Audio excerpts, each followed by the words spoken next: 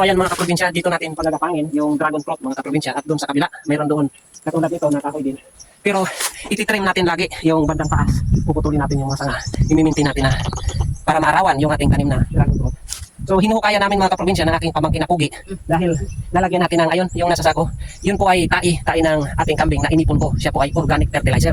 At yung mga ipot-ipot mga kaprobinsya ng ating mga manok ay binawalis ko mga kaprobinsya at inipon ko yun. Siya yung ipanlalagay natin kung tawagin ay basal bago natin itanim yung dragon fruit mga kaprobinsya. So hindi natin pupunuin yung pagtatanim natin ng dragon fruit kasi pag mayroon tayong ipot naman ng naipon, siya po ang ipangpupuno natin dito sa hukay. So ayan mga kaprobinsya, yung ideya na naisip ko para yung ating dragon fruit ay umasenso dito sa tuktok ng bundok. Para maganda po yung view at maganda rin na mayroon tayong dragon fruit dito para yung maganda tingnan kapag mayroon pupunta dito sa ating area. So tara, let's go. Alright.